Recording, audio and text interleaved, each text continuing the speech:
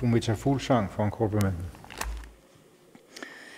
Jamen, noget af det, som jeg nævnte i min ordførertale, det var bekymringen for et område som det specialiserede socialområde, som for mig at se er faldet lidt mellem to stole her i forbindelse med strukturreformen. Strukturreformen gjorde jo, at kommunerne kunne hjemtage de institutioner, de ligesom ville fra amterne, og det har man gjort. Det er meget forskelligt i regionerne, hvor meget kommunerne har hjemtaget, så det er sådan lidt ujævnt, når man kigger ind over hele landet, hvordan det er. Men der er i hvert fald nogen tvivl om, at en del specialiserede institutioner simpelthen lukker eller lukker pladser, så det er et aktuelt problem på det specialiserede socialområde.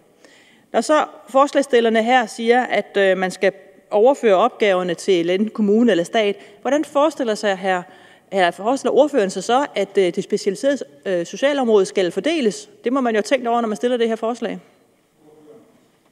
Jeg synes, det er en meget relevant diskussion, som fru Meta Fuglsang tager op. Men nu har vi jo kun stillet et beslutningsforslag og ikke et lovforslag, så det er jo ikke alle detaljer, som nødvendigvis er med her.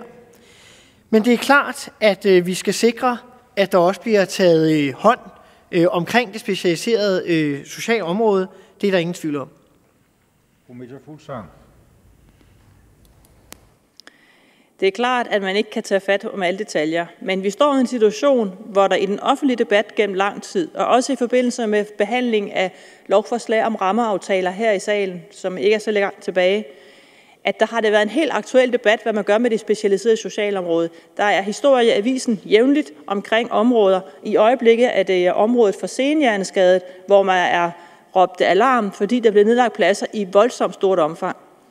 Så det, ordføreren fortæller mig nu, det er, at så vigtigt et område som det specialiserede socialområde, hvor der bliver nedlagt pladser for små handicapgrupper, for små sygdomsgrupper, for senhjerneskadet, det er et område, man ikke har inddraget sin overvejelse, når man laver beslutningsforslag, der vil pålægge regeringen at nedlægge regionerne og fordele opgaverne. Det er det, jeg kan forstå, at ordføreren så står og fortæller. Det synes jeg er en forholdsvis uansvarlig måde at lave beslutningsforslag på, hvis jeg skal være helt ærlig. Ordføreren. Ej, det er sådan set ikke det, jeg står og fortæller.